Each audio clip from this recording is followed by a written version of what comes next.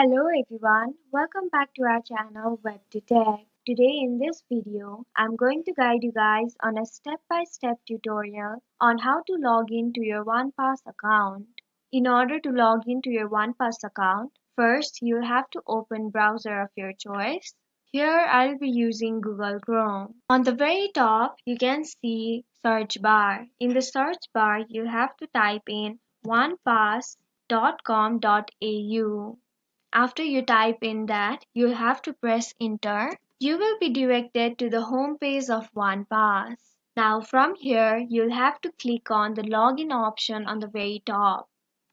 Here, you'll have to type in your email address and password. Make sure to type in your email address and password that you have first created your OnePass account with.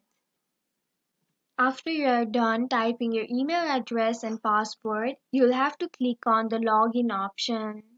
After that, you'll be successfully logged in your OnePass account. This was an easy step-by-step tutorial on how to log into your OnePass account. Thank you for staying till the very end of this video. I hope this video was helpful for you. If this video was helpful for you, don't forget to leave us like, share, and subscribe.